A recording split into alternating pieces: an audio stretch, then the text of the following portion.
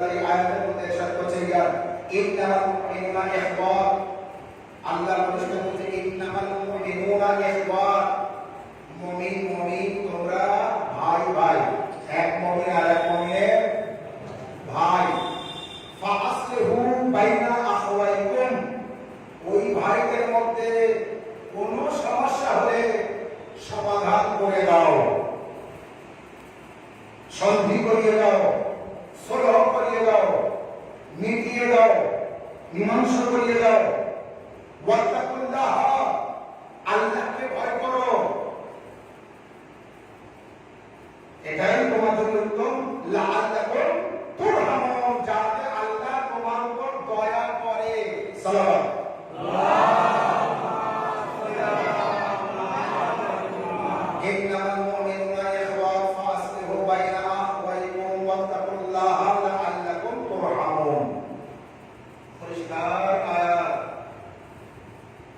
মুমিনের ভাই যদি সমস্যা হয় তাদের মধ্যে সমাধান করে দাও আল্লাহকে ভয় করো যাতে আল্লাহ তোমাদের প্রতি রহম করে দয়া করে তাহলে আল্লাহ ওই ব্যক্তির প্রতি দয়া করবে যে ব্যক্তি ভাই ভাইয়ের সমস্যা মিটিয়ে দেবে আল্লাহ তার প্রতি দয়া করবে এটা আল্লাহ বলছে কোরআনের মধ্যে তার প্রতি দয়া করবে এবার এই দয়াটা যদি আপনি এমন ঘটনা আপনার সাথে ঘটে থাকে ভাই ভাইয়ের মধ্যে পাড়া প্রতিবেশীর মধ্যে এলাকার মানুষের মধ্যে আপনজনের মধ্যে আত্মীয়দের মধ্যে যদি এমন সমস্যা হয় আর আপনি সমাধান করে থাকেন তাহলে আল্লাহ আপনার প্রতি রহম করেছে না করেনি দয়া করেছে না করেনি এর প্রমাণ আপনি পাবেন আমি একটি ঘটনা বলি তার দ্বারা একটি প্রমাণ পাবেন সাল্লাল্লাহু আলাইহি ওয়াসাল্লাম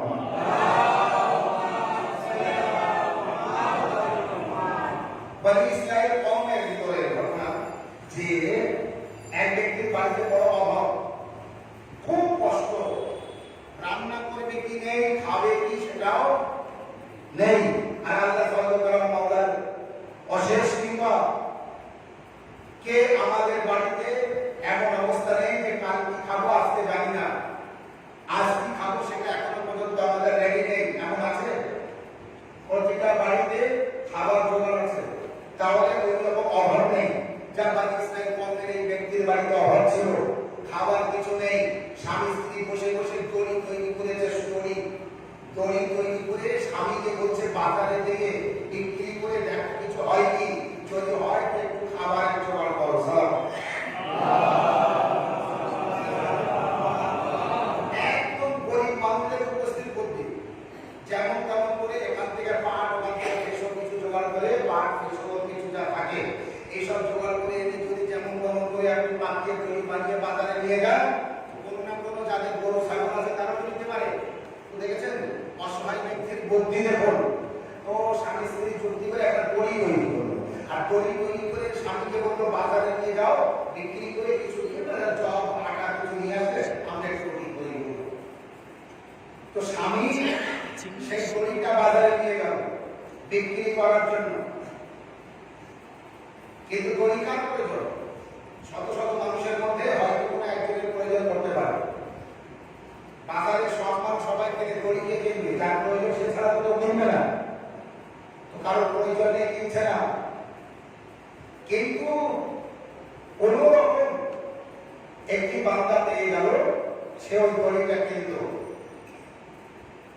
খুব কষ্ট করে বিক্রি করতে হলো 2 টাকায় বিক্রি হলো আমার ভাষায় বলছে 2 টাকা 2 দিনার বা দিরহাম তো 2 টাকা বিক্রি হলো গরিব মানুষ 2 টাকা নিয়ে বাড়িতে আসছে বাজারে যাবে কিছু কিনবে খাবার জোগাড় করবে দোকান থেকে কয়েক মাস হলে কিছু দূরে এগিয়ে গিয়েছে 2 টাকা কিন্তু বাড়িতে কিছু নেই খাওয়া ওই 2 টাকায় সম্ভব এমন সময় একটু দূরে এগিয়ে যেয়ে দেখে দুজনের মধ্যে ঝগড়া হচ্ছে একজন বলছে আমি তোর কাছে 2 টাকা পাই দে আর অপরজন বলছে তুই আমার কাছে নেই আমি দিতে পারবো না আমার কাছে নেই আমি দিতে পারছি না এ বলছে দিয়ে পার করতে হবে আর বলছে আমি দিতে পারছি না কারণ আমার কাছে নেই এই নিয়ে দুজনে ঝগড়া বহুত মানুষ তামাশা দেখছে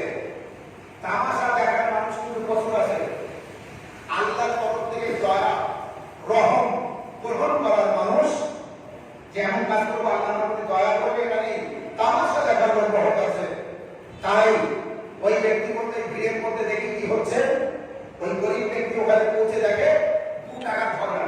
সালাম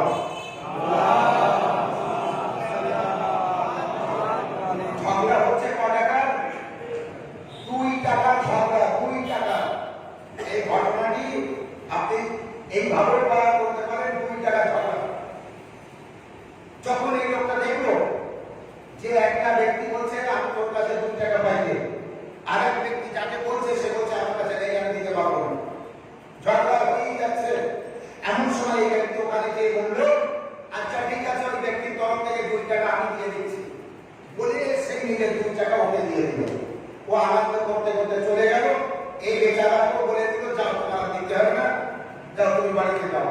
একেবারে পলকের মধ্যে ঝগড়া বেড়ে গেল, আর ঝগড়া থেমে গেল। মুহূর্তের মধ্যে পলকের মধ্যে ঝগড়া হলো কি, লোকটার কাছ থেকে 2 টাকা চলে গেল। মনে রাখবেন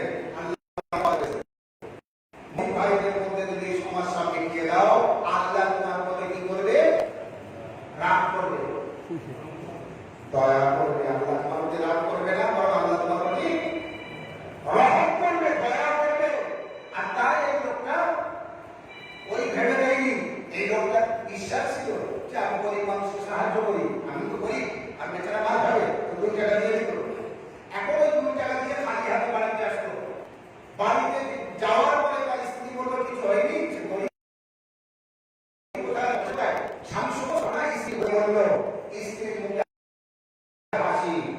স্ত্রী আছে ওই সময় কুরুক্ষেত্র বাজিয়ে দেয় স্বামীর প্রতি, তুমি এই করলে ওই করলে ওই করলে, আমার বাড়িতে কিছু নেই, তুমি দান করতে গিয়েছো, এই নিয়ে বিরাট ব্যাপার।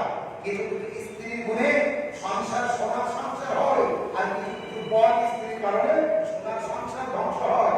সালাম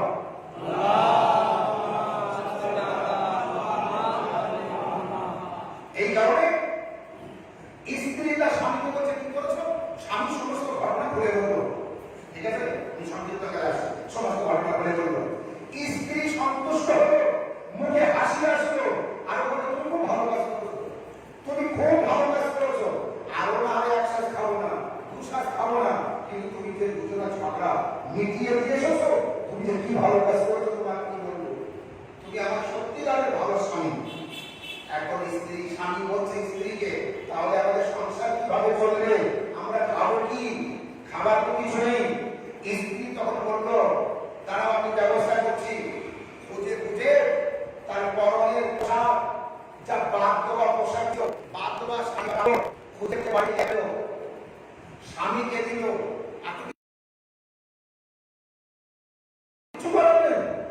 ওই কাপড়টা স্বামীকে দিয়েছে, ছাড়া কাপড়, পুরানো কাপড়, বলে এইটা নিয়ে বাজারে বিক্রি করো। যাবেন আপনার স্ত্রীর দিকে আপনি যাবেন, পুরানো ছেঁড়া শাড়ি বিক্রি করতে বাজারে যাবেন, বলে মাথা খারাপ, আমার মুখ দেখাতে পারবো, আমার এই বিভিন্ন ব্যাপার। কার সামনে মুখ দেখাতে পারবো কি না পারবো এটা ব্যাপার না, আল্লাহর সামনে মুখ দেখাতে পারবো। আল্লাহ মধ্যে নারাজ হবে না, রাজি থাকবে, এটা আপনি দেখবেন। এমাম রাজি হবে না, নারাজ হবে, এটা আপনি দেখবেন। মানুষ আপনার হিসাব দেবে না, নেবে না কবরে, হাসরের মানুষ হিসাব দেবে না, নেবে না হাসরে। আল্লাহ দেখবে, নবী দেখবে, ইমাম দেখবে। তো স্ত্রী যখন পুরানো পোশাক স্বামীকে দিচ্ছে বাজারে বিক্রি করে, কিছু কিনে নিয়ে এসো। স্বামী বাজারে নিয়ে এসে ছেঁড়া কাপড় দিয়ে বসিয়ে আছে, কেউ নেয়, কে নেবে? কার প্রয়োজনে পুরানো পোশাক নেবে? শেষে দেখলো বাজার শেষ, একটা মাছ হলো, তার লাস্টে পুরানো পচা মাছ পড়ে আছে, একেবারে বাদ দেওয়া কেউ আর নিচ্ছে না। মাছ হলো একদিকে দাঁড়িয়ে আছে, বসে আছে মাছ নিয়ে, আর এই লোকটা ছেঁড়া জামা কাপড় নিয়ে বসে আছে। এর এই জামা কাপড় কেউ নেয় না, সেই মাছ হলো একবার বাসি পুরানো মাছ, বাজার শেষ হয়ে গেছে ওই সময়, ওই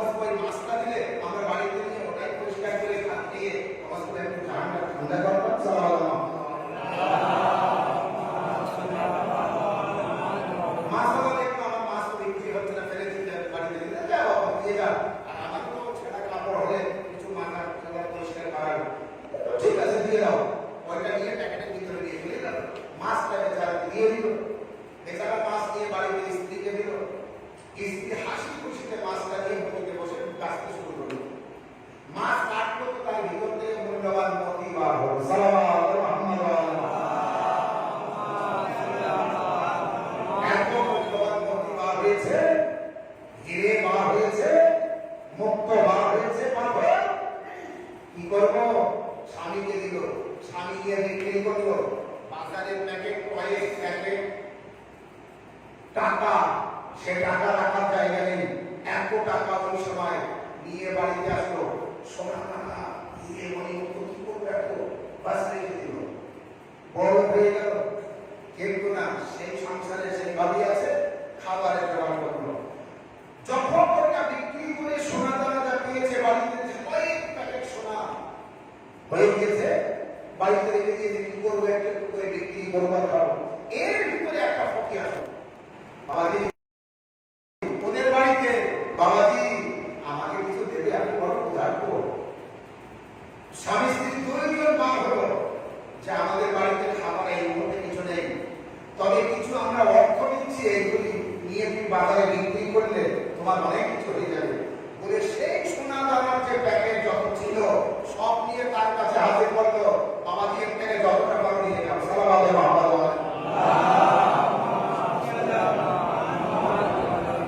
বাবাজি সেগুলি নিল, এরাও হাসি খুশিতে দিয়ে দিল, দিয়ে কিছু দূরে বাবাজি চলে গেল। যেই আবার ফিরে আসলো, ফিরে এসে এদিকে ফিরিয়ে দিল, ফিরিয়ে দিয়ে বলছে আমি ফকির না, আল্লাহর ফেরেশতা, আল্লাহ তোমার এতটা পরীক্ষা নিয়েছে, নেওয়ার পরে শেষ পরীক্ষা, অর্থ পাওয়ার পরে আবার তোমার ইমানটা ঘুরে যায় কিনা তাই দেখছিল, যে আমাকে হয়তো বলতে পারতে কিছু নেই, না একটুখানি দিয়ে বাকি সব বাজার করে ধরে রাখতে, সব আমার, কিন্তু আল্লাহর পরীক্ষায় তুমি পাস করে গেছো, তুমি এর ধন সম্পদ যা পেয়েছো সব আমার দান করে দিচ্ছিলে। আমি ফকির না, আমি ফেরেশতা, আমি দেখতে এসেছিলাম, আল্লাহ পাঠিয়েছিল আমাকে যে সত্যিকারের তুমি দান দিতে